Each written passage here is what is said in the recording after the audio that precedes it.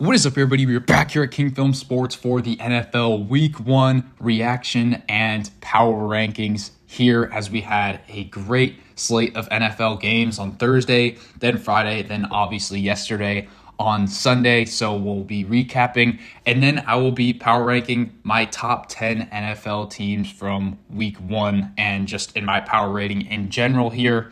But first, start out with the recap. And you see at the top, we had the Thursday game. I had the Ravens +3. I was bullish on this Ravens team coming in for revenge against the Chiefs. And they got very close and were a toe away of potentially tying it, or as Harbaugh wanted to do, going for the 2-point conversion, potentially knocking off this Chiefs team, but it wasn't meant to be. Ultimately, in this game, the Chiefs definitely asserted that they were the better team here. This Ravens defense has really regressed from last season, both personnel-wise and scheme-wise. I think they're really missing McDonald, the new Seahawks head coach, as their defensive coordinator last year, because they were just getting diced up for most of this game. The defensive line was getting ran on. Pacheco had a very good game on the ground. Then Xavier Worthy was able to get loose a couple of times there. Kelsey had a decent game in his own right as well. Mahomes looked pretty good other than one really bad interception there. And then for the Ravens offense, it really wasn't clicking like we saw it last year. It was really just Lamar on the ground that was carrying this team. I don't think that's sustainable for 17 games plus the playoffs, so they're going to have to figure something out. Derrick Henry was not great in this game. Isaiah Likely was a breakout star, but some of these other receiving options, such as Mark Andrews, Zay Flowers, Bateman, just couldn't pick up the slack there. But ultimately, it was a pretty tough beat that Likely couldn't get the toe down, or on the 2 plays prior, Lamar couldn't hit open receivers for the potential tie, or at least Ravens losing by 1, so he would have covered the spread there. So pretty tough beat there.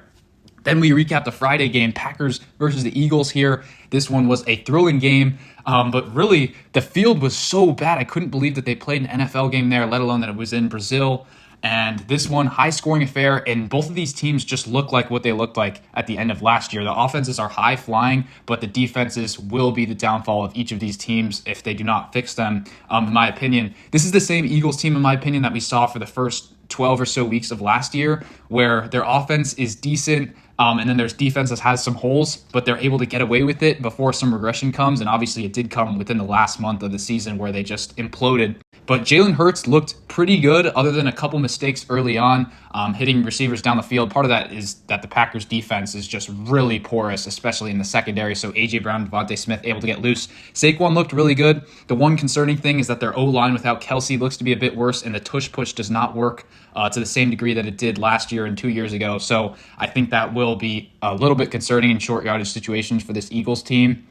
For the Packers, they looked really good early on. Jordan Love made some great throws, but obviously did get injured at the end of the game. That's pretty tough.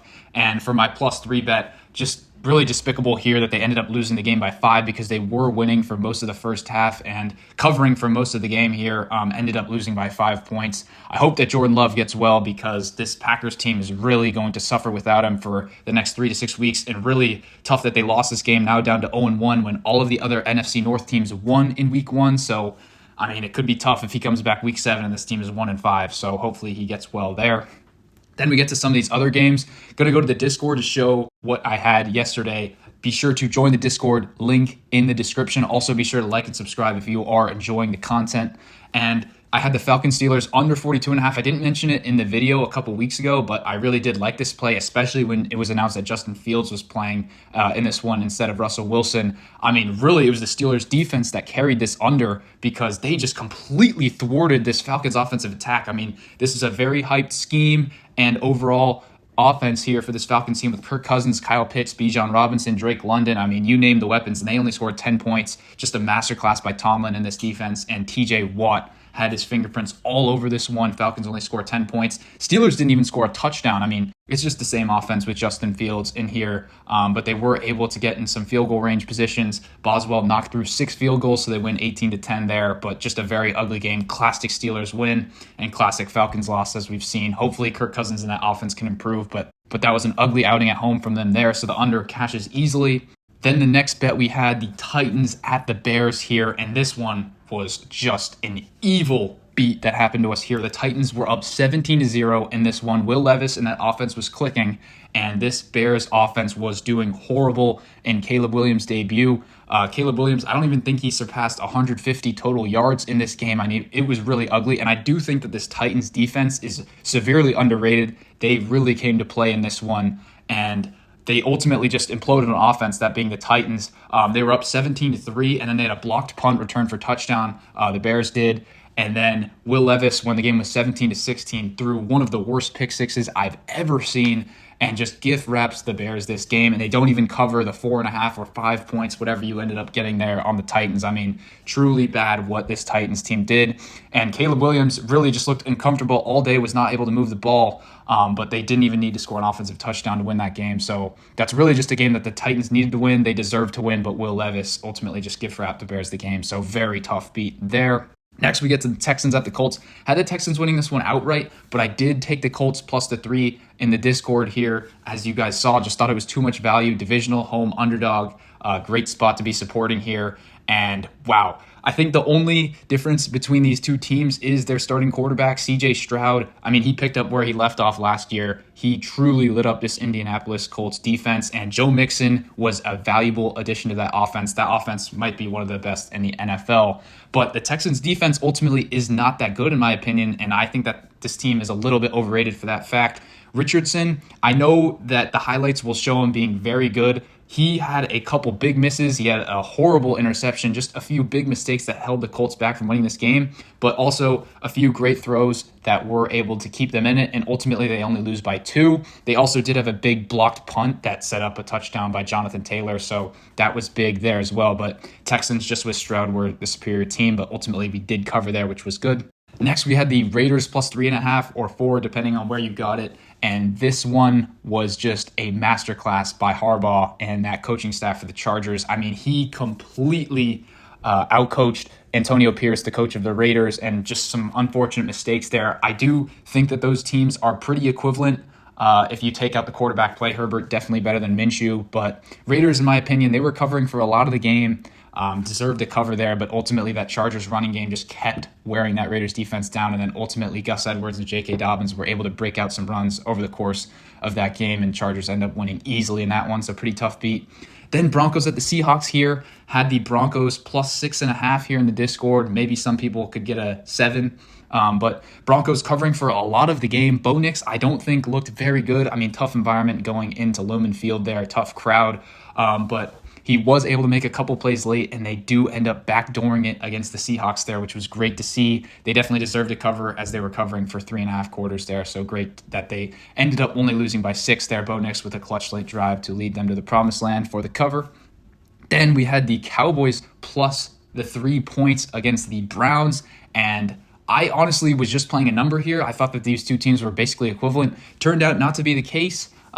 Cowboys go into a raucous home environment here for the Browns, and they just completely trounced them. Dak looked completely comfortable against this good Browns defense, and then the Browns offense. I mean, Deshaun Watson with one of the worst displays there in the first half. I think he only had like 30 passing yards in that entire first half. Game was over by the third quarter there. Really pretty boring. I mean, I know that this Cowboys defense can be pretty good, but I mean, the Browns have a lot to work out there. Stefanski, I like him as a head coach, and I like their offensive personnel, but I mean, they might have to make a move from Watson if he can't improve in a couple of weeks here. Then the last one that we had was a truly disgusting beat as well. We had the Rams plus 3.5 against the Lions, and the Rams end up losing this one by the 6 points in overtime. There was a time in this game where it was 17-3. Kind of thought the Lions would just blow out the Rams, but Rams with Stafford and McVay always seemed to fight back, and they ended up tying the game, even taking the lead and had the ball with 4 minutes left. But then they gave the ball back, and then the Lions end up driving there. And in overtime, when it was 20-20, I was really just praying that the Lions wouldn't get the ball first, because they just steamrolled this Rams defense, really just flexing the muscle. They are, at the end of the day, a power running team under Dan Campbell, and they showed it there. That offensive line, probably the best in the NFL. And then they've got 2 really good backs there. And ultimately, if Goff can play not being under pressure from a fierce D-line, which this Rams D-line is not too great, then they will be a very good team. So I ultimately was impressed by the Rams' ability to come back, but the Lions are definitely the better team there. Just very unfortunate that we couldn't cover the 3.5, or maybe you could get a 5 or 5.5 by game time there. very tough beat as the Lions end up mauling the Rams in overtime there to win by 6. And then I have to add that for the Monday Night Football game, I have the Niners minus 3.5. That's an added best bet. I picked that line off at 3.5. Don't love it at 4 or 4.5, but I ultimately just think that this Niners team with Trent Williams now and Brandon Ayuk will be in for a big day offensively. And then I think that their secondary has improved a lot. And I think that they will be able to stifle Rodgers there. So I love them if you can get them at 3.5 or potentially 3 there on Monday Night Football. But without further ado, let's get into my week 1 power rankings here. And this is essentially how I would rank the teams on neutral field favorability in terms of what I think the spread would be between these teams. And I must mention that I do not have the Niners or the Jets included in this one just because I haven't seen them play yet. But obviously, I think the Niners would be included in the top 10 teams and maybe even the Jets, depending on how they look on Monday Night Football. So we started out here with the number 1 team. I've got the Kansas City Chiefs. They were tied with the Ravens here going into week 1, but now it's clear that the Chiefs are definitely the better team, although the Ravens did fight back there. They've really got everything, a power running game with Pacheco and Mahomes, best quarterback in the NFL. And if Xavier Worthy can be a reliable target, and you also have Rashee Rice, who somehow avoided a suspension there, and then Kelsey underneath, I mean, this is a very vaunted offense. And then that defense is also really good, as we saw last year. And even though they lost a couple cornerbacks, their secondary seems to always be a strength. And then you've got Chris Jones in the middle there. So they definitely are the number 1 team in the NFL. We will see what the Niners do on Monday night, though, as I mentioned. Then you've got the Ravens. I still have them occupying that number 2 spot just because there aren't a lot of teams that I see that are too good that could have passed them here. Ravens do have a lot of weaknesses, as I said. Their O-line is definitely worse than last year. They're starting 2 new players at guard positions, and that was really not great for them. Derrick Henry does look to be a lot older, but they do have a good stable of weapons outside. Isaiah Likely, liked what I saw from him, and Lamar was good in the ground game.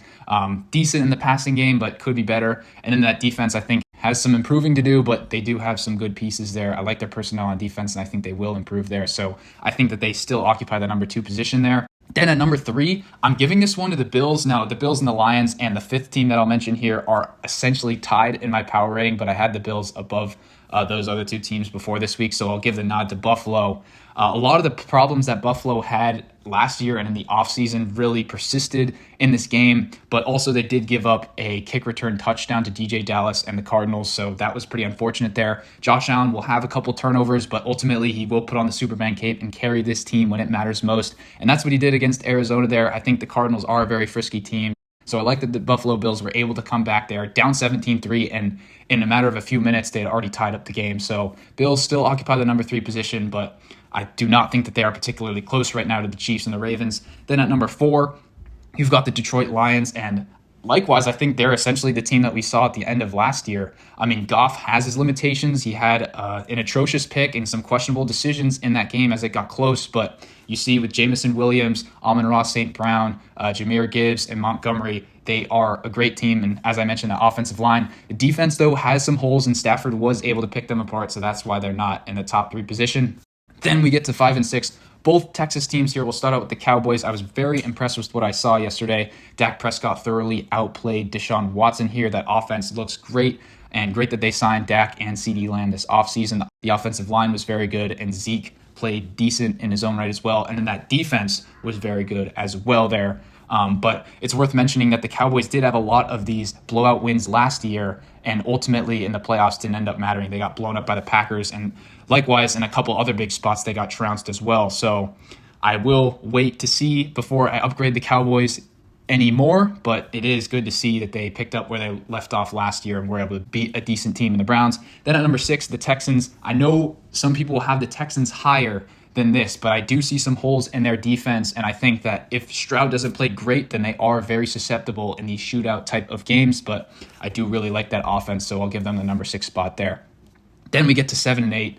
7, the Eagles. I didn't really move them up from where I saw them at in the preseason. As I said, this is the same team as we saw last year. The defense needs to improve. I know that it's very young right now, but their secondary just got picked apart by Jordan Love and those Packers receivers, and the Packers also ran on them a fair bit as well, but that offense was pretty good. If Jalen Hurts can play like this all the time, then I think he is their franchise quarterback. I think he's a good player.